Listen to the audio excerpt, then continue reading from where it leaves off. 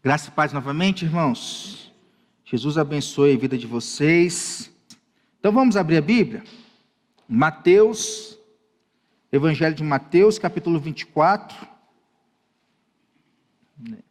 O livro de Apocalipse é um livro que fala muito sobre o fim, é um livro apocalíptico. A linguagem apocalíptica, vai nos falar um pouco sobre o fim, as últimas coisas, a escatologia, o escatom de Deus, a doutrina das últimas coisas. Mateus 24 também é um texto que fala sobre as últimas coisas. Vamos ler aqui do versículo 1 ao versículo 14.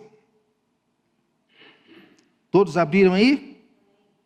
Então vai dizer o seguinte: tendo Jesus saído do templo, ia se retirando, quando se aproximaram dele os seus discípulos para lhes mostrar as construções do templo. Ele, porém, lhes disse: não vedes tudo isso? Em verdade vos digo que não ficará aqui pedra sobre pedra que não seja derribada. No Monte das Oliveiras, achava-se Jesus assentado quando se aproximaram dele os discípulos. Em particular, lhe pediram: dize-nos quando sucederão estas coisas, e que sinal haverá da tua vinda e da consumação do século? E ele lhes respondeu: vede que ninguém vos engane, porque virão muitos em meu nome dizendo: eu sou o Cristo, e enganarão a muitos. E certamente ouvireis falar de guerras e rumores de guerras. Vede, não vos assusteis, porque é necessário assim acontecer, mas ainda não é o fim. Porquanto se levantará nação contra nação, reino contra reino, e haverá fomes e terremotos em vários lugares. Porém, tudo isto é o princípio das dores. Então sereis atribulados e vos matarão, sereis odiados de todas as nações por causa do meu nome. Nesse tempo, muitos hão de se escandalizar, trair e odiar uns aos outros. Levantar-se-ão muitos falsos profetas e enganarão a muitos. E por se multiplicar a iniquidade, o amor se esfriará de quase todos. Aquele, porém, que perseverar até o fim, esse será salvo. E será pregado este evangelho do reino por todo o mundo, para testemunho a todas as nações. Então virá o fim. Senhor, nós te louvamos pela tua palavra, viva e eficaz. O Senhor, venha aplicá-la nesta manhã ao nosso coração, Pai. E nós possamos sair daqui com a expectativa do fim. Uma expectativa mais alta do que a expectativa que nos fez entrar aqui, Pai. Em nome de Jesus. Amém. É o fim, irmãos. 3 letras que dizem muito aí para nós. As novelas aí, os filmes, eles podem nos indicar aí um final feliz, que é a maioria, ou um final trágico. Todo fim de alguma coisa, ou ele é feliz ou ele é trágico. Os que têm aí aproximadamente 40 anos, eu tenho 34, não lembro de muita coisa. Eu lembro que passou para mim e eu estava ali, nem sabia o que estava acontecendo. Final do ano de 1999. Quem aí lembra o que aconteceu? De 99 para 2000. O pessoal falou que o mundo ia acabar, E isso trouxe um caos para a sociedade, Era uma propaganda. Nostradamus tinha feito lá uma profecia em que ele previa que o mundo teria fim entre setembro e novembro de 1999. Aí fizeram, levantaram algo assim, bem maior do que era, ali para a virada do século, 99 para 2000, o mundo vai acabar. Então todo mundo ficou trágico. Eu vi relatos aí de gente que pegou empréstimo no banco, porque o mundo ia acabar, e ele ia gastar dinheiro, e gente que fez assim, loucuras. Por quê? Porque estava ali achando que o mundo ele ia acabar, mas não acabou. Nós estamos aqui em 2023, E tem outras profecias aí, O pessoal fala aí, acho que 2021 para 2022 também ia acabar. Aí os 2012, os maltas falaram que o mundo ia acabar, Sempre tem alguém falando que o mundo ia acabar. Jesus também falou sobre o fim, Jesus também falou, também foi assunto do nosso Senhor, Só que a sua metodologia foi diferente de todos esses outros que falaram que o mundo ele ia acabar. Ele nunca se preocupou em revelar nomes, revelar datas, quando que isso ia acontecer, como que ia acontecer. Também nunca se preocupou em explicar o não acontecimento das coisas que falou. Porque Jesus está falando aqui no século I. Aliás, é século I, depois de Cristo mesmo. E essas palavras, elas têm se cumprido. Jesus traz aqui para nós algumas afirmações a respeito do fim. Aqui é o mais completo e o mais longo sermão que nós temos de Jesus dentro do livro de Mateus, conhecido aí como o sermão escatológico de Jesus, ou o sermão das últimas coisas. E o assunto central aqui de Jesus é a segunda vinda. Ele estava ali em carne, a primeira vinda, não tinha morrido ainda, ainda não tinha ido ao Calvário, estava prestes a ir ao Calvário, mas já estava falando da segunda vinda, de quando ele iria retornar. A segunda vinda é um dos temas mais enfatizados da Bíblia. Por exemplo, há mais de 300 referências na Bíblia sobre a primeira vinda. Essa se cumpriu no Novo Testamento. Mas há mais de 2.400 referências na Bíblia sobre a segunda vinda de Jesus. São aí 8 vezes mais referências da segunda vinda do que da primeira vinda. Muitos aí têm negado que Jesus voltará. Outros tentam aí marcar datas para a volta de Jesus. Outros ainda, isso aqui é pior ainda, dizem crer na volta de Jesus, mas vivem, como se ele jamais fosse voltar. Aí é complicado demais. Então Jesus aqui para nós, ele fala sobre algumas marcas que acontecerão no período do fim. Isso não quer dizer que é o fim, porque há os últimos dias e há o último dia. São coisas diferentes. Então Jesus está falando aqui de coisas que acontecerão no período do fim. O que Jesus está falando aqui? De algumas marcas comuns às épocas. Os dias vão passando, os anos vão passando e as coisas não vão mudando. O que acontecia lá no primeiro século, acontece hoje também no século 21. E esse sermão de Jesus nasceu de perguntas dos discípulos, quando Jesus lhe disse que aquele lindo templo que havia em Jerusalém, aquela monstruosidade, ele seria destruído. E eles quiseram saber quando. Perguntaram sobre os sinais da volta de Cristo, e Cristo responde aqui nesse mesmo capítulo 24, a partir do versículo 29 ao 44. E eles perguntam sobre os sinais dos fins dos tempos. É aqui que Jesus responde no início do capítulo que nós lemos. Terça-feira era o dia que, a semana da morte de Jesus. Poucos dias antes aí dele se oferecer como expiação pelos nossos pecados. Jesus então está dentro do templo, pregando a palavra, falando de Deus. Ele sai do templo, vai se afastando do templo. Com isso, seus discípulos também iam se afastando, porque onde Jesus ia, os discípulos iam atrás.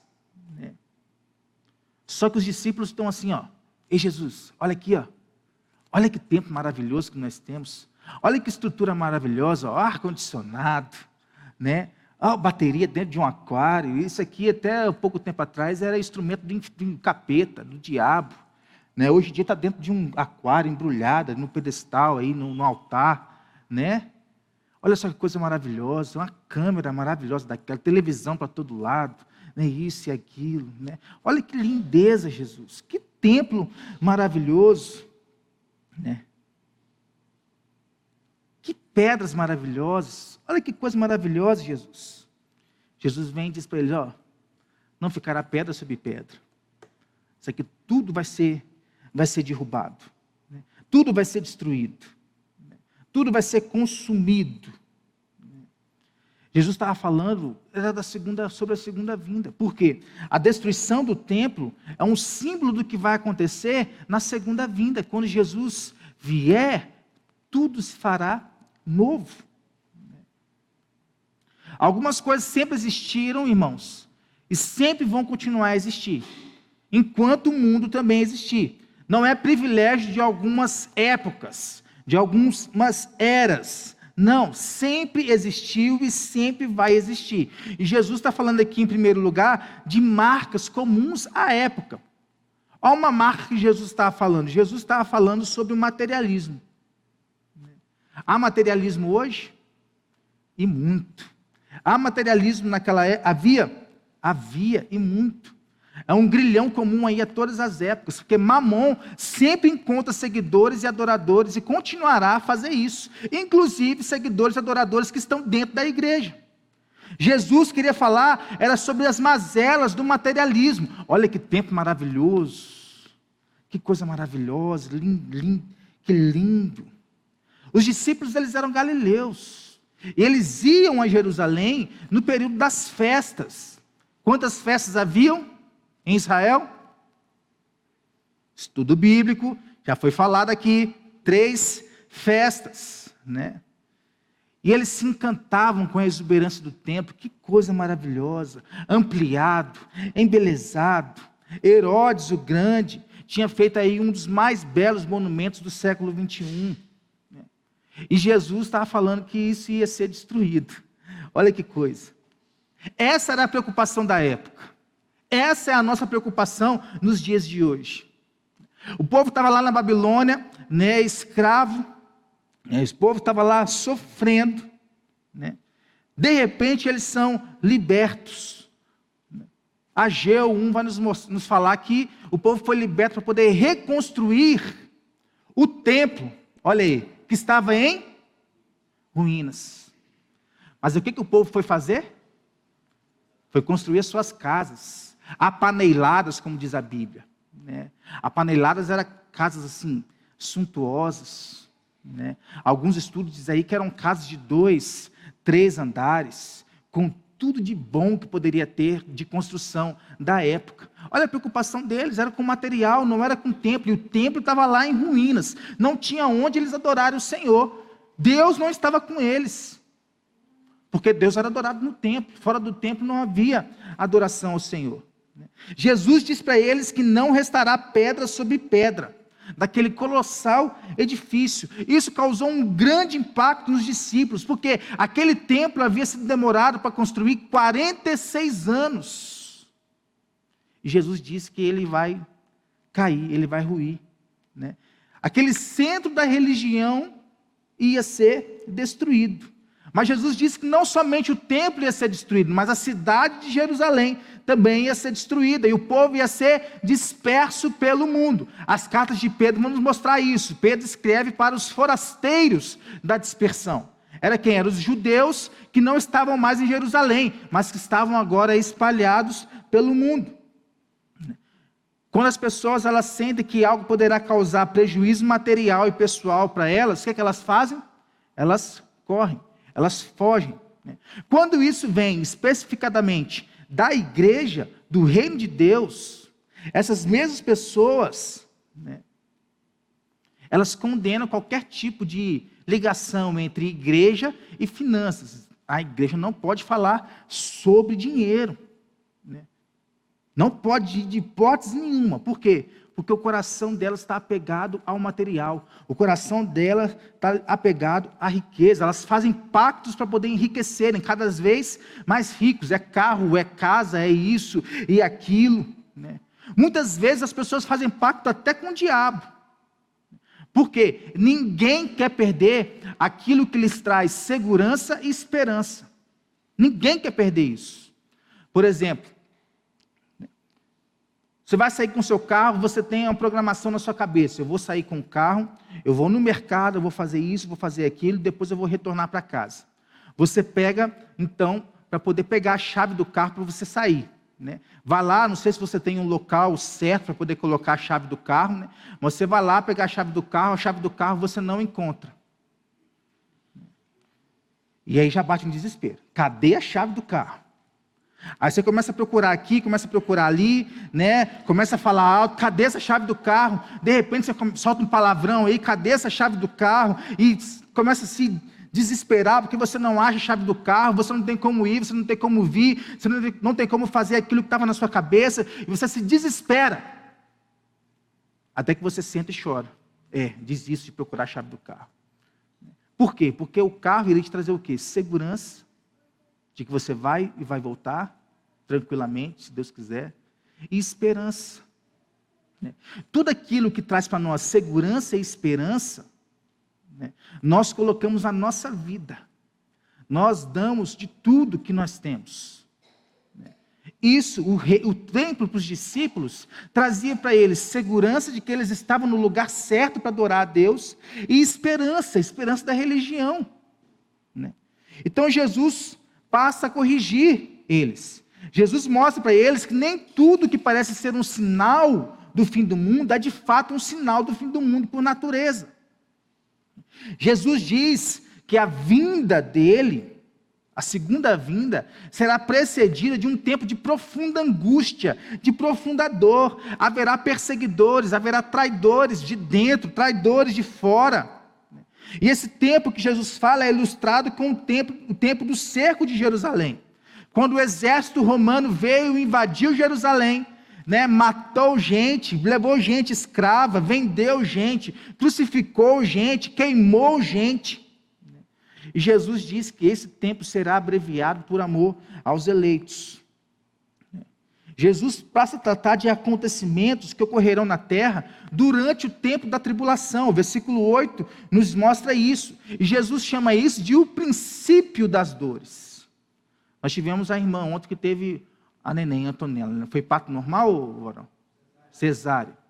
Então não sentiu, né, muita dor. Pode ter sentido antes. Sentido agora, né? Mas alguém que teve filho no parto normal? A Tenisa, a Renilda, Silvana, né? É uma dor tremenda, não é? Que você não aguentar, né? Jesus está querendo ilustrar aqui para nós que o fim do mundo será como as dores de parto. A imagem da mulher com dores de parto, né, é a representação do período de tribulação. Senhor. Isso, né? Jesus está falando de coisas que acontecerão antes do fim, é o princípio, é o começo, né? Então Jesus cita alguns sinais aqui que indicam juízo divino e oposição a Deus e seu povo. São marcas comuns à época, já havia naquela época e ainda há hoje, e talvez hoje aí com muito mais intensidade, né? Além do materialismo, Jesus fala aqui sobre a apostasia, no versículo 4 e no versículo 5, ele respondeu: vede que ninguém vos engane, porque virão muitos em meu nome, dizendo, eu sou o Cristo, e enganarão a muitos. O primeiro sinal que Cristo apontou aqui para a segunda vinda, foi o surgimento de falsos messias, falsos profetas, falsos cristãos, falsos ministros, falsos irmãos, pregando, né, promovendo um falso evangelho nos últimos dias. Cristo declarou que um falso cristianismo será marca dos últimos dias. Sempre existiu, irmãos, os enganos e os enganadores, não é fruto dessa época. Os falsos profetas sempre andaram aí nos rastros dos verdadeiros. A segunda vinda ela será precedida pelo abandono da fé. Apostasia significa isso, abandono da fé. O que é que vocês acham que é abandonar a fé? Alguém tem noção do que seja abandonar a fé?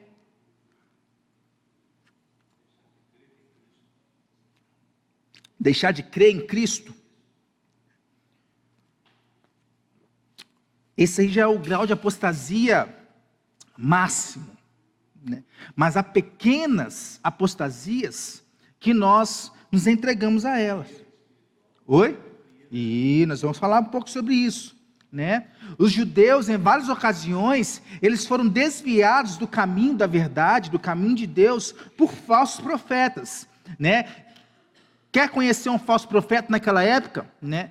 Havia muita hospedagem, né? Era hospedagem de hotel, né? As pessoas recebiam pessoas nas suas casas, né? Principalmente se essa pessoa fosse um profeta, um pregador da palavra. Então, se um profeta, um pregador da palavra, ele estivesse passando pela sua cidade, e ele fosse se hospedar na casa da Roseli, se ele ficasse lá mais do que 3 dias, ele era considerado um falso profeta. Por quê? Porque ele só queria comer, beber e dormir, né? De graça, né? Todo mundo quer isso, né? Comer, beber e dormir, né? Todos nós queremos, mas de graça principalmente, né? Passou-se os 3 dias, né? Aquela pessoa não estava ali para poder pregar a palavra para aquele lugar, ela estava ali para poder aproveitar de alguém que abriu a porta para ela, né? A tática sempre foi e sempre será a mesma, a simpatia e o carisma. As pessoas querem estar seguindo pessoas que têm a simpatia, o carisma, né? Ninguém quer um carrancudo. Todo mundo quer sorriso para cima e para baixo. Gente que passa a mão nas suas cabeças assim, diz: "Ah, meu filho, você pecou, infelizmente você é uma pessoa má, né? O seu coração é mau, mas continua a vida, vamos continuar." Todo mundo quer seguir gente assim, né? Porque os falsos profetas conquistam as pessoas pelo jeito dócil de agir, pelo jeito dócil de falar. Nós estamos aí numa geração de cristal, né? Qualquer coisinha se ofende, né? Você pode falar: "Você está errado." "Ai, o pastor falou que eu estou errado, né? Eu já não vou mais na igreja, né? Já não quero mais participar daquela igreja, né? O pastor não tem carisma, o pastor é mau, isso e aquilo." Isso é um sinal de apostasia. Sabia disso? Pequenos sinais de apostasia que podem nos levar ao grande sinal de apostasia, que é o abandono da fé, né? Então os falsos profetas, eles vão aqui e ali, conquistando o coração, conquistando a atenção desejada, né? Para depois, apertar o nó da sua garganta, né? E aí a gravidade disso provocará o quê? Apostasia, escândalo, divisões, né? Há algumas coisas que acontecem dentro da igreja, irmãos, que indicam apostasia, que indicam o que Jesus fala aqui no verso 12, que o amor se esfriaria. Jesus não está falando aqui do amor lá de fora, Jesus está falando do amor de dentro da igreja. Jesus está falando dos crentes, é o amor dos crentes que vai se esfriar, que vai se esvaziar. E nós vamos entender por quê, né? Pequenas coisas indicam apostasia, né? Que hoje em dia é assim, você falou assim, igreja, qualquer coisa que acontece no nosso dia, para a gente não vir à igreja, a gente comemora, né? O céu fechou, vai chover, beleza, não vou para a igreja hoje, né? Estou indo para a igreja, Bíblia na mão, o celular no bolso, tem um cachorrinho ali pedindo água, beleza, vou dar água para o cachorro beber e eu não vou para a igreja, né? O futebol está lá nos acréscimos, é 10 minutos de acréscimo, beleza, não vou para a igreja, né? Isso são pequenos sinais de apostasia, irmãos. Eu não estou pegando no seu pé, não, estou falando algo que acontece realmente. São pequenos sinais de apostasia. O pastor entrou de férias, beleza, não vou para a igreja nesse mês, né? E aconteceu lá na minha cidade, a gente pegou, eu e o Carol falamos: "Nós vamos na sua igreja hoje." "É mesmo? Hoje eu não vou na igreja não, o pastor está de férias." Aconteceu, né? São pequenos sinais de apostasia. Hoje a gente fica o nosso domingo se preocupando se vai acontecer alguma coisa que me fará não vir à igreja. Hoje as pessoas não têm mais prazer em vir à igreja. Isso é o quê? Sinais de apostasia, né? O engano religioso está em alta, né? Eu não vou para a igreja, mas eu vou ver aquele pastor que eu adoro na internet. Aquele pastor que fica pregando assim, né? Às vezes ele prega sentado, às vezes nem abre a Bíblia, às vezes ele fala 10 minutinhos, 15 minutinhos, é o que eu preciso, né? Engano. A falsa religião está em alta, né? Novas seitas estão surgindo, né? Novas igrejas estão surgindo, novas doutrinas vão se multiplicando, falsos profetas, falsos cristos, falsas doutrinas, falsos milagres. Nós vivemos hoje um boom aí, uma explosão, né, de uma falsa religião. E quem é que tem perdido com isso? É o cristianismo, é a igreja, porque cada dia mais nós temos menos cristãos, né? O número de cristãos não tem subido, vamos assim dizer, como o número de pessoas que aderem a outras religiões, inclusive pessoas que eram crentes e que agora estão em outras religiões. Olha aqui, por exemplo, o islamismo, em 2018, dominava cerca de 1 bilhão e 800 milhões de pessoas no mundo. No Brasil, hoje, já são mais de 1 milhão de mesquitas espalhadas por todo o nosso país. Um alto crescimento aí em 10 anos. E segundo a expectativa do Islã, até 2050, daqui a 40 anos, eles querem ser a maior religião do mundo. Até 2050. Oi? Daqui a 25 anos, né? A matemática não é o forte do homem aqui não, né? Então, até 2050, eles querem ser a maior religião do mundo. E eles estão trabalhando para isso. Enquanto nós estamos sentados nos nossos ar-condicionado, na nossa poltrona, né? Olha só, estima-se que no Brasil o espiritismo, o kardecista ou o afro, né, espiritismo, já conta com mais de 15 milhões de adeptos no Brasil. E nós sentados, né, nessa vida monótona que nós estamos vivendo de cristianismo, né? Olha só, as grandes religiões orientais, como o budismo e o hinduísmo, mantêm aí já no Brasil milhões de pessoas numa cegueira espiritual. E a igreja não tem se levantado contra nada disso. Pelo contrário, a igreja ela tem sido mais apóstata, né? Cada dia mais apostatado da fé, né? O misticismo está adentrando dentro da igreja, onde o misticismo, a verdade ela é torcida, né? E o comércio está sendo introduzido dentro da igreja. Mas a nossa preocupação com a igreja é outra. Se o sermão do pastor é longo, se o louvor está agradando ao meu coração. Porque o problema não é com os louvores. Nós não reclamamos de louvores que sejam bíblicos ou não sejam bíblicos. Nós reclamamos de louvores de um gosto musical que não nos agrada. Nós podemos cantar de qualquer coisa aqui. Se for do nosso agrado, acabou, né? Jesus diz para nós que os que persistem em ser descaminhados mostram que jamais pertenceram ao rebanho de Cristo. Porque de onde que vêm os falsos profetas? Vem lá de fora? De dentro, né? E Jesus diz em 1 João que é necessário que assim seja, porque eles demonstram que não eram dos nossos. Jesus fala da apostasia, Jesus fala sobre guerras, fome, terremotos. Eu não vou me ater muito a isso aqui, né? Porque o motivo quase sempre é o mesmo das guerras e da fome, é dinheiro e poder.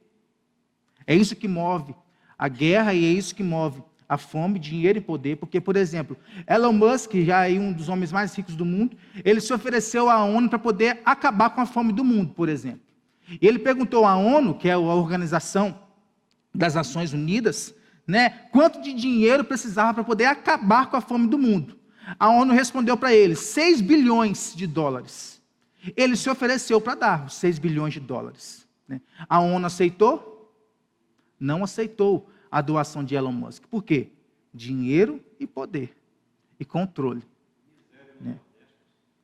Pois é. Hoje o Brasil tem dinheiro para acabar com essa miséria do Nordeste? Tem. Muito dinheiro. Mas o quê? Preferem o quê? Encher os bolsos. Né? Guerras, fomes, terremotos, né? Já surgiram indícios de terremotos no nosso país. Aqui em Minas Gerais, por exemplo. Então são marcas comuns às épocas. Sempre houve guerra, sempre houve fome, sempre houve terremoto, sempre houve pessoas apegadas ao materialismo, sempre houve pessoas apóstatas. Mas Jesus também fala aqui para nós sobre marcas comuns à volta de Cristo. Quando isso aqui acontecer, é porque são aí os últimos dias. Por exemplo, Jesus fala no versículo 9, então sereis atribulados e vos matarão, sereis odiados de todas as nações por causa do meu nome. Nesse tempo, muitos hão de se escandalizar, trair e odiar uns aos outros. Levantar-se-ão muitos falsos profetas e enganarão a muitos.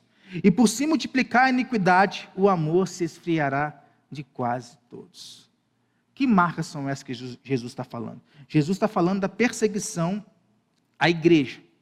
A igreja não é bem-vinda no mundo. Eu vou te trazer aqui dados que vão nos mostrar isso. Já diz a própria palavra que o povo de Deus não pertence a este mundo. Nós estamos apegados a este mundo, mas nós não pertencemos a este mundo. Então não é de causar, a igreja está sendo perseguida, né, isso e aquilo, não é de causar espanto. Né? Por quê? A igreja é odiada pelo mundo. Né? E assim vai ser. O mundo aí nutre o mesmo sentimento pela igreja que nutre por Jesus, o ódio. Do mesmo jeito que o mundo odeia a igreja, também odeia Jesus. E olha só, pesquisa que saiu agora no começo do ano, de outubro de 2022 a setembro de 2023, o número de ataques à igreja subiu 600% no mundo. Né? de 2.110 igrejas que eram atacadas no mundo, passou-se para 14.766 igrejas atacadas no mundo. No mesmo período, de outubro de 22 a setembro de 23, 4.998 pessoas foram mortas por causa de Cristo. Está ali, ó. Nega ou não nega? Não nego. Degola, fogo, afogamento, tiro, pedrada, tudo isso por amor de Cristo. E nós? Nós estamos aqui. Se eu puder ser um cristão de verdade, eu vou ser. Se eu não puder ser, eu vou ser. Eu coloquei esses dias lá na rede social, a palavra do reverendo Ageu Magalhães, se você está mais disposto a fazer sacrifícios pelo seu trabalho, de fazer sacrifícios pelo seu chefe, do que fazer sacrifícios por Jesus, o seu Deus não é Jesus, o seu Deus é o dinheiro. Nós estamos preocupados com isso. Nós estamos preocupados com quanto nós vamos ganhar, nós estamos preocupados do que nós vamos fazer aqui quando a escola bíblica acabar. Se passar de 10h30, já começa a falar, o pastor, a mulher já fica assim, aqui, está na hora, hein? A nossa preocupação é essa, nós nos preocupamos com coisa pouca. Olha quanta gente tem morrido por causa de Cristo. E Jesus diz que isso vai se intensificar. Então se prepare aí para mais cristãos sendo mortos. Enquanto nós estamos aqui, no bem bom, e não damos valor a isso. É triste, irmãos, é triste. Jesus fala aqui sobre o aparecimento do anticristo, no versículo 11. Levantar-se-ão muitos falsos profetas e enganarão a muitos. Jesus também fala isso no versículo 15. O espírito do anticristo já está operando no mundo. Ele se opõe e se levanta contra tudo aquilo que é Deus. O anticristo ele vai se levantar para perseguir a igreja. Perseguir, matar, controlar. Muitos mais crentes serão mortos. Selarão aí o seu testemunho com a própria morte. Aí eu te pergunto, quem é o anticristo? Não vale falar que é o nosso presidente da república. Você está de brincadeira comigo. Quem é o anticristo? Não é um partido. Não é uma instituição. Não é uma religião. O anticristo é um homem sem lei. Esse é o anticristo. É uma espécie de encarnação de Satanás. Agirá na força do seu poder. Será levantado aonde que ele vai ser levantado? Vai ser levantado num tempo que tudo vai estar bem? Não. O anticristo ele vai ser levantado no tempo de apostasia. Como o que nós estamos vivendo. Ele vai governar ali com mão de ferro, ele vai perseguir cruelmente a igreja, ele vai blasfemar contra Deus. Segurança e esperança. Há esperança para nós, mesmo diante do levantamento do anticristo. Porque no auge do seu poder, Cristo vai vir e vai acabar com ele com o sopro da sua boca. Ele será quebrado sem esforço humano. Ele será aniquilado com aquilo que sai da boca do nosso Senhor Jesus. E aí Jesus vem e fala de assim, uma marca que magoa muito meu coração. Jesus fala aqui sobre o esfriamento do amor. Porque o primeiro amor também será esquecido. A intelectualização da fé, ela vai estar em alta. Vai ocorrer dentro da igreja. De maneira de sensibilizar, de minar, de acabar com a sensibilidade, com aquilo que é espiritual. A Bíblia diz que aqueles que têm olhos espirituais, entendem o mundo espiritual. Quem não tem olhos espirituais, não entende o mundo espiritual. E isso acontece nos nossos dias hoje. Infelizmente. As pessoas já não sabem distinguir o que é espiritual e o que não é espiritual. Por quê? Porque elas vivem uma vida que não é espiritual. Porque o amor tem a cada dia se esfriado. A preocupação com o reino de Deus e com a casa de Deus tem a cada dia se esfriado. Pessoas deixam de vir à casa de Deus. Pessoas, assim, como última alternativa do meu dia, eu vou à casa de Deus.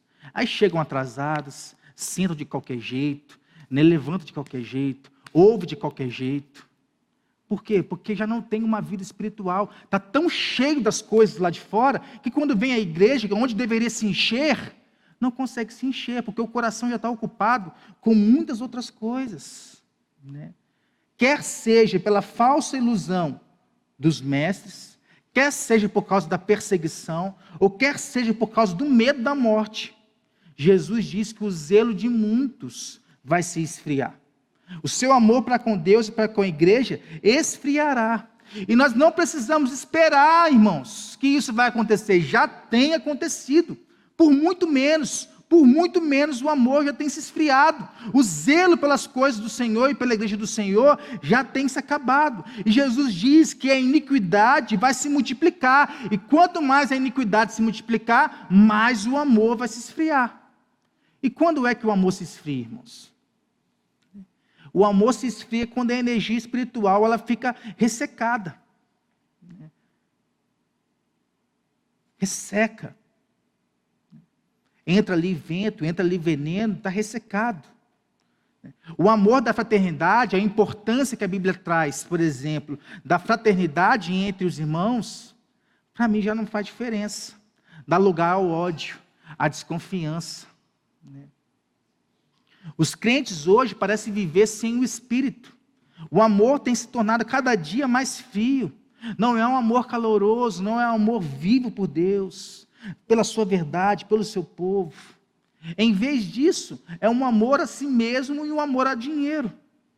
Versículo 2 nos mostra isso.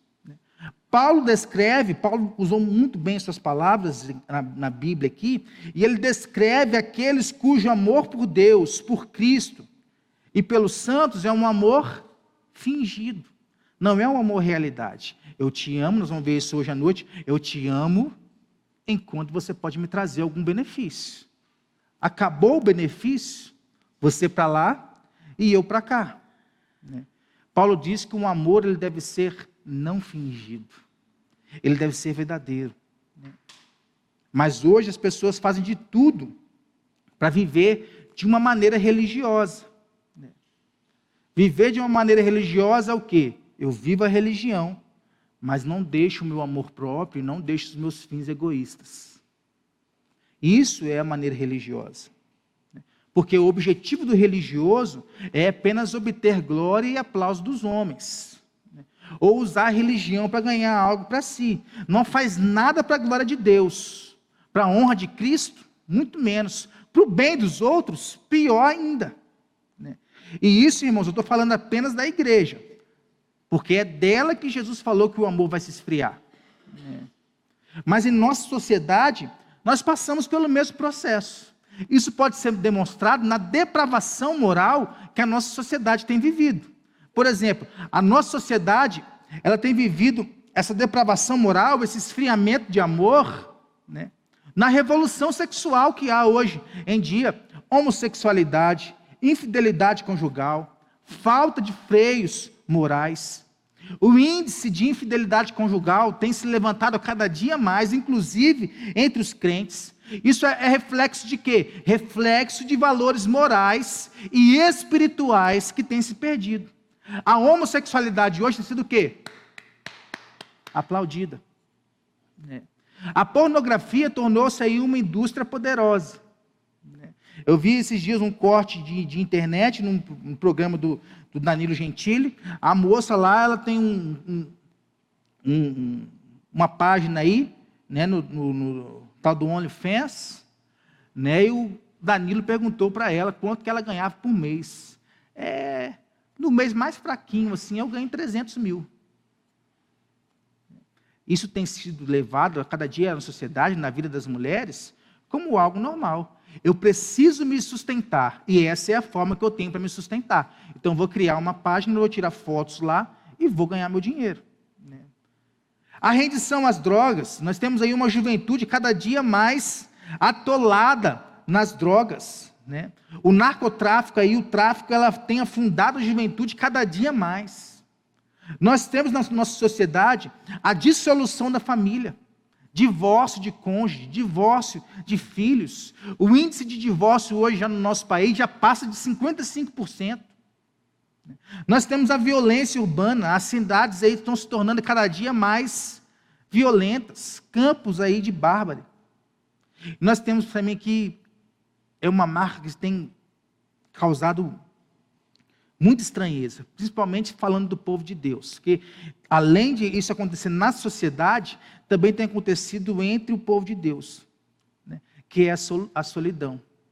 As pessoas estão cada dia mais querendo ficar sozinhas, não querem se envolver, né? No tempo que nós estamos vivendo, um tempo de comunicação, um tempo de rapidez, tudo é rápido, as pessoas estão morrendo de solidão. E aonde que elas morrem de solidão? Lá na internet. Aonde elas acham que tem muitos seguidores, aonde que elas estão mais sozinhas. Isso tem acabado com muitas vidas. E isso é a marca do fim, irmãos. Existe desde o início. E a palavra de Jesus é: não se preocupe, não vai melhorar. Pelo contrário, vai se intensificar. O ódio vai aumentar, a perseguição vai se intensificar, o amor vai se esfriar cada vez mais. Mas há aqueles que não vão deixar o amor se esfriar. Porque o amor verdadeiro não pode esfriar. Por quê? Porque ele é sustentado por Cristo, que é capaz de nos impedir de cair, que é capaz de nos guardar do tropeço. Então, como é que eu posso ter certeza de que o meu amor por Cristo nunca vai se esfriar? Nós podemos começar aí examinando se temos certeza que nós estamos realmente na fé. Eu sou realmente um cristão? Por quê? Olha para a realidade da igreja. Vamos falar aqui da realidade da Igreja Vida Nova. O amor dos cristãos dentro da Igreja Vida Nova, ele tem se esfriado ou ele tem aumentado? Isso aí é reflexo de quem pertence à igreja. Tem se esfriado ou tem aumentado? Porque se eu realmente pertenço a Cristo, eu tenho certeza da minha fé, eu tenho certeza que o Espírito Santo está dentro de mim, esse amor ele nunca vai se esfriar. Pelo contrário, ele vai querer estar cada dia mais aumentando. E a Bíblia diz que nós temos que fazer todo o esforço para aumentar o nosso amor. Esta era a oração de Paulo, por exemplo, para aqueles de Filipos. Olha a oração de Paulo: que o vosso amor aumente mais e mais, no pleno conhecimento e em todo discernimento, para que aproveis as coisas excelentes, a fim de que sejam sinceros e sem ofensa até o dia de Cristo, cheios do fruto de justiça que vem por meio de Jesus Cristo, para a glória e louvor de Deus. Paulo diz que o amor ele tem que se aumentar cada vez mais, o amor de quem é crente de verdade. O amor de quem é crente de mentira, ele vai se esfriar, e isso vai se refletir na vida da igreja. É muito sério isso, irmãos. É muito sério. A vida da igreja reflete aquilo que eu tenho amado. O que eu tenho amado mais?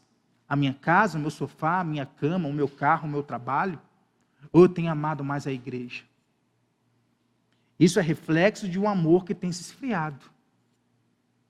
Vocês acham que, por exemplo, para mim como pastor, é bonito chegar aqui na terça-feira e ter 3 pessoas? Isso é reflexo de um amor que tem se esfriado. Isso é reflexo de um amor que tem se esfriado.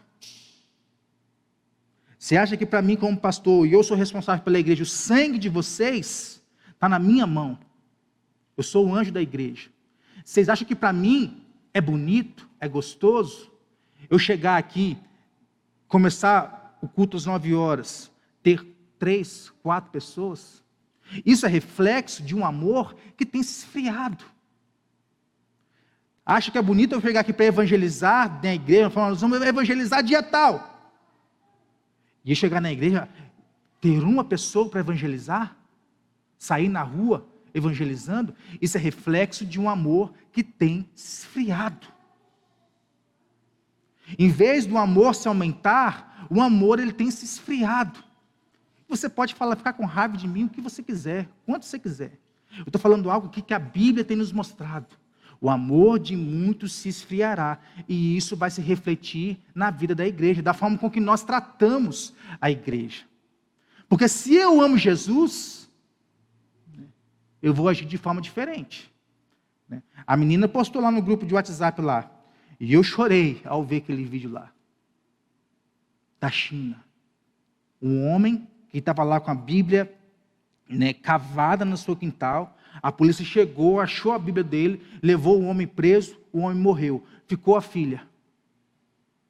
Isso tem acontecido cada dia mais, principalmente na China, na Nigéria, na Índia, isso tem acontecido a cada dia mais, enquanto nós estamos aqui, nessa mornidão espiritual que nós vivemos. Não é bonito, não é legal. Ser crente desse jeito não é legal. Isso é sinal de que o amor, ele tem se esfriado. Mas Jesus dá aqui para nós saída para a igreja. No versículo 13 e no versículo 14, Jesus diz que aquele, porém, que perseverar até o fim, este será salvo. E será pregado este evangelho do reino por todo o mundo, para testemunho a todas as nações. Então virá o fim. Jesus falou aqui sobre uma série de eventos que, tomados em separados, não indicam definitivamente o fim. Mas ainda não é o fim. E Jesus fala que vai acontecer algo ainda que então será o fim. E o que deve fazer a igreja diante disso? Como nós devemos agir, quando todas as coisas desabarem sobre nós, de maneira ainda cada vez mais intensa? Nós devemos buscar de Deus orientação para situações específicas, porque cada situação exige de nós uma ação. Jesus já deixou aqui para nós orientações preciosas, o que você tem que fazer no tempo de apostasia, no tempo de fome, no tempo de guerra, no tempo de terremoto, no tempo de perseguição da fé, no tempo de amor frio. O que é que você tem que fazer? Jesus disse que você tem que perseverar. Não se deixar levar pelos falsos profetas, porque eles precisam, podem, devem ser identificados e desmascarados. E é preciso ter cuidado aí com isso. Jesus disse que nesse mar de apostasia há uma ilha de perseverança. Ele deixa claro que quem vai ganhar o prêmio, que Paulo fala lá em Filipenses, não é um homem que começa a corrida, mas é o que corre até a chegada. A salvação é para aquele que perseverar até o fim. Na doutrina calvinista nós temos isso através da perseverança dos santos. Jesus está dizendo aqui o seguinte: aquele que a despeito de todas essas perturbações, de todas essas tribulações, de todas essas perseguições, permanecer leal a mim, ele entrará na glória. Mas há ainda algo que Jesus disse que nós temos que fazer como igreja, que é evangelizar por todos os cantos, aonde nós estivermos, proclamar a verdade para combater o erro. O falso evangelho que existe hoje, ele deve ser confrontado com o verdadeiro evangelho. E para eu confrontar o falso evangelho com o verdadeiro evangelho, eu tenho que viver dentro do verdadeiro evangelho. Eu tenho que levar uma vida genuinamente cristã. Eu tenho que dar um bom testemunho. Eu tenho que dar a minha vida com respeito a Cristo. Porque Jesus morreu para comprar aqueles que procedem de toda tribo, raça, povo, língua e nação. Jesus está falando aqui da evangelização das nações. Esse é um sinal que vai preceder a vinda de Cristo. E a igreja, nós podemos cada dia mais apressar a vinda de Cristo, a partir do momento que nós pregamos a palavra de Cristo.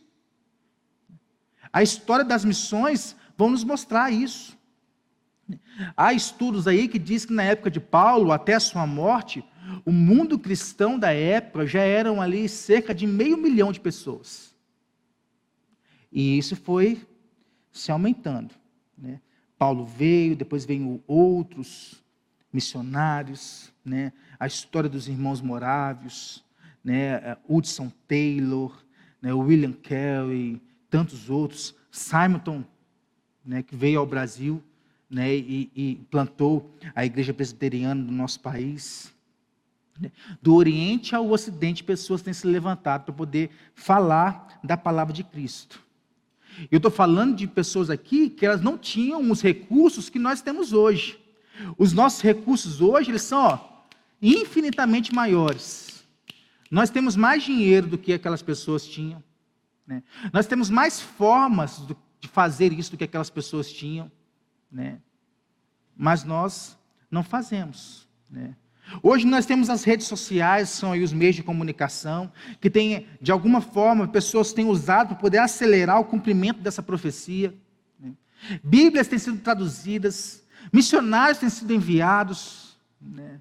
Onde eu estava vendo um culto, clamou pelas nações, assistindo ao culto ali, né? Pessoas se levantando para o campo missionário, em Cuba, na Nigéria, em outros lugares. Pessoas têm se levantado para pregar o Evangelho, para falar do Evangelho. Por exemplo, o que você tem colocado nas suas redes sociais? Eu dei um tempo da minha, para dar uma desintoxicação na minha mente. O que você tem colocado nas redes sociais?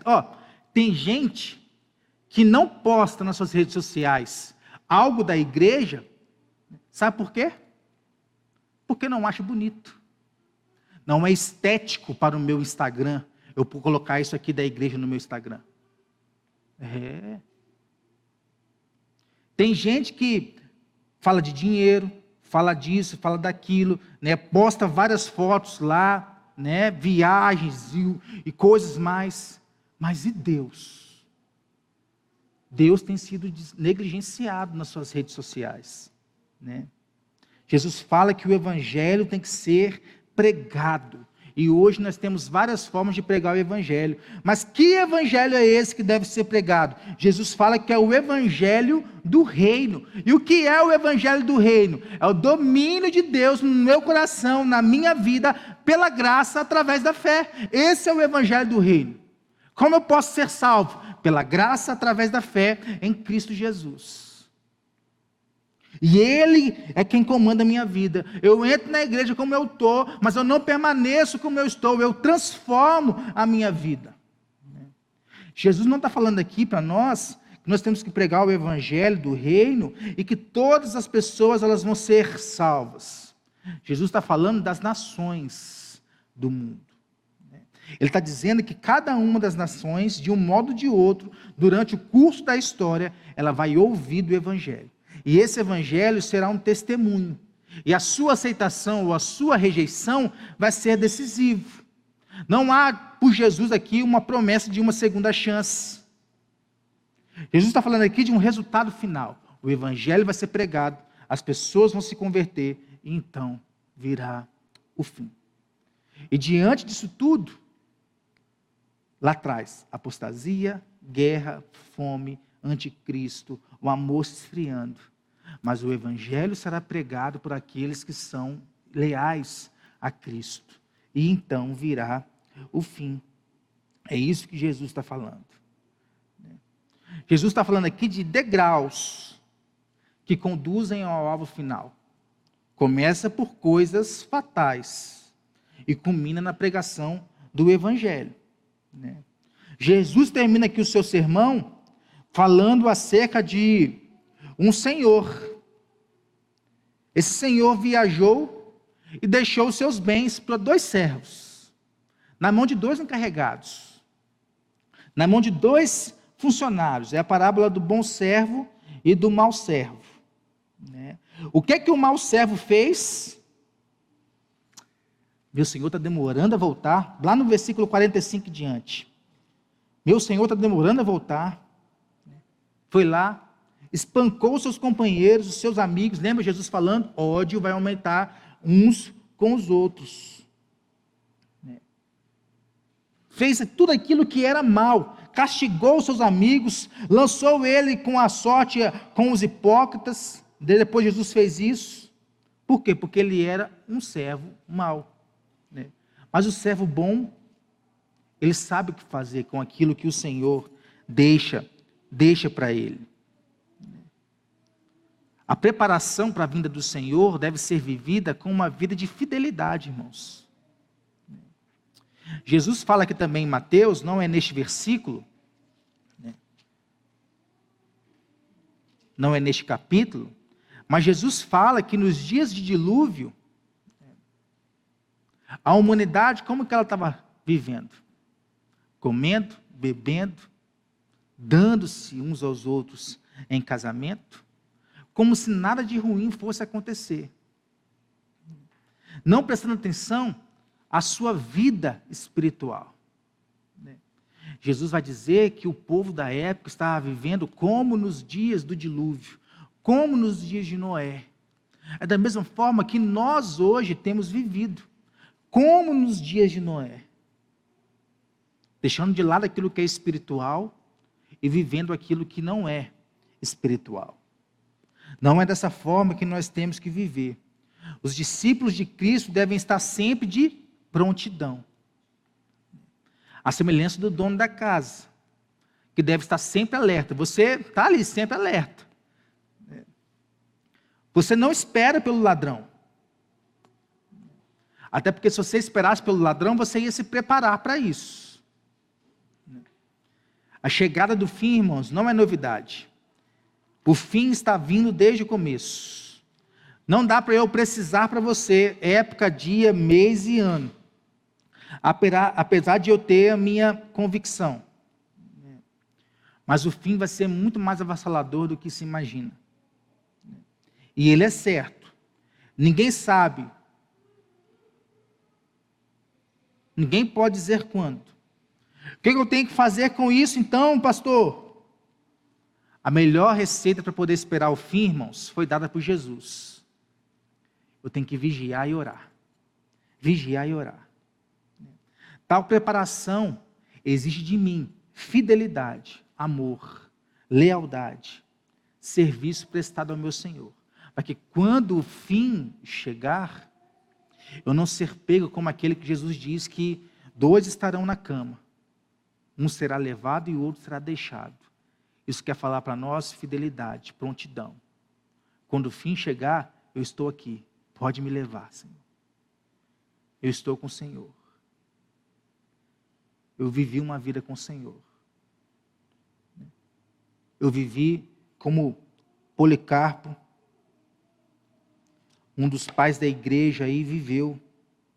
E diante da morte, diante do nega a Cristo e adore a César, ele disse: há 86 anos eu sirvo a esse Deus que me salvou. Como eu posso negá-lo agora? E ali ele foi morto. Na realidade da nossa fé de hoje, da nossa vida de hoje, vindo a perseguição, será que nós temos essa coragem? Será que nós estaremos prontos a ela? Reverendo Francisco Leonardo, um grande pastor aí da nossa igreja, que apesar do nome era um holandês, um dia foi perguntado para ele se a igreja ela fosse mais perseguida, se ela seria mais fiel. Francisco Leonardo olhou para a pessoa que fez a pergunta para ele e respondeu: não. Se a igreja fosse mais fiel, ela iria ser mais perseguida. Como que é a realidade da fé que nós temos vivido? Jesus falou aqui de coisas preciosíssimas para nós. Talvez nas pequenas coisas você tenha mostrado isso. Você tenha apostatado da sua fé. Talvez nas pequenas coisas você tenha deixado o amor a Deus se esfriar e o amor às coisas do mundo aumentar. Talvez se você não faz diferença, o homem da iniquidade apareceu ou não, você vai continuar vivendo como nos dias de Noé, comendo, bebendo, fazendo negócios, casando, tendo filhos e isso e aquilo. Nós temos que olhar para uma palavra dessa, irmãos, que confronta o nosso coração, que muda a nossa vida. Eu falei com o presbítero Walter aqui sobre a palavra dele de domingo, eu estava acompanhando, né? Que palavra poderosa. Eu disse para ele que se eu estivesse aqui na igreja e a minha fé não estivesse firme no Senhor, diante da palavra que ele trouxe à igreja, eu teria mudado de vida. Ao invés de ter entrado no esquema do mundo, eu teria entrado no esquema de Deus, que é muito melhor. Aqui são palavras duras de Jesus para os seus discípulos. Porque quando Cristo voltar, a gente tenha sido encontrado fiel diante dele. Porque a pior coisa que vai acontecer conosco, irmãos, vai ser Cristo voltar e nós sermos encontrados infiéis diante dele. Jesus continua ali, no capítulo 25, dizendo sobre aqueles que estarão no dia final. Jesus está falando agora do dia final. Aqueles que estarão à direita de Cristo, né? Vinde benditos de meu Pai, para o lugar que foi preparado para vocês antes da fundação do mundo. Aqueles que estarão à esquerda de Cristo, né? Vai ser dito para eles: ei, afaste-se, eu nunca conheci vocês. E ali naquele meio, há crentes, há cristãos, ali naquele meio. Por quê? Por que o Senhor vai fazer isso comigo? Tive sede e não me deste de beber. Tive fome e não me deste de comer. Estive nu e não me vestisse. Estive preso e não foste me visitar. Isso quer simbolizar o quê? Uma vida cristã de qualquer jeito, de qualquer forma. Essas são palavras de Jesus para os nossos dias. Tudo que Jesus falou aqui tem se acontecido nos nossos dias. Eu queria te convidar a orar, colocando a sua vida diante do Senhor, o seu coração diante do Senhor. Se essa palavra não diz respeito a você, irmão, descansa o coração. Mas se diz respeito a você, muda de vida. Deixe Jesus entrar realmente no seu coração, transformar o seu coração, transformar aquilo que você tem vivido, para que no dia final, você tenha sido achado fiel diante dele. Senhor, nós colocamos a vida da tua igreja em tuas mãos, Pai. Pedimos ao Senhor que abençoe esta igreja, abençoe este povo, meu Pai. Que ao invés de acontecer o esfriamento do amor, Pai, o amor ele vem se aumentar, ele vem se multiplicar, Pai, em nome de Jesus. Que nós possamos ter uma vida cristã de verdade, Pai. Que nós possamos viver o teu evangelho de verdade, Pai. A começar em mim, a começar no anjo da igreja, Pai. Que todas as nossas mazelas espirituais, elas venham ser deixadas para trás, Pai. Nós não somos mais escravos, nós somos livres, nós somos filhos. E precisamos viver dessa forma, como filhos do Senhor, Pai. Senhor, eu não quero ser achado como nos dias de Noé. Eu não quero que ninguém aqui seja achado como nos dias de Noé, Pai.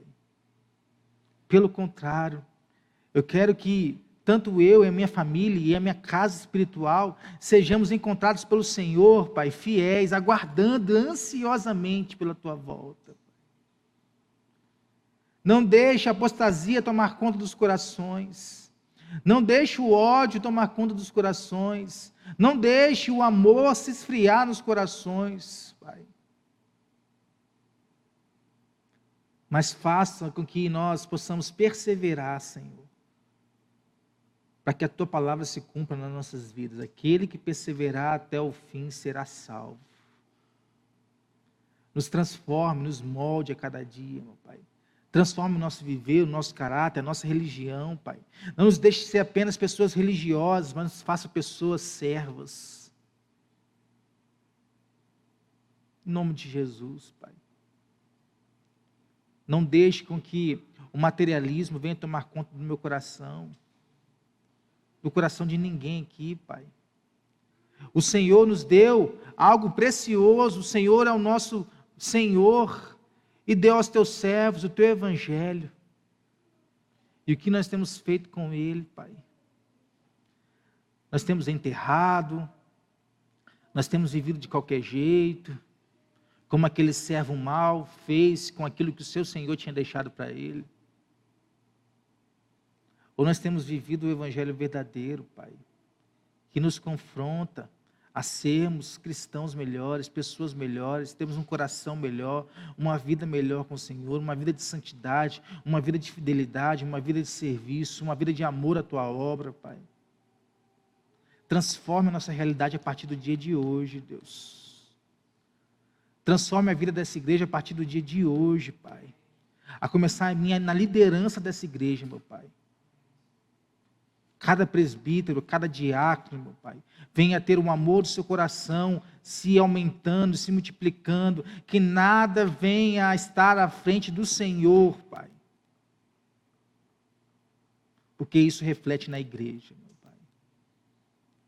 Em nome de Jesus, Pai. Não quero que o amor se esfrie, Pai. Eu quero que ele aumente a cada dia mais. E para isso nós temos que viver uma vida com o Senhor, uma vida espiritual, Pai. Desde o mais novo até o mais velho, meu Pai, que aqui assim seja, Deus. Nós possamos viver o espiritual, Pai. Para a honra e glória do nome do Senhor, Pai. Amém.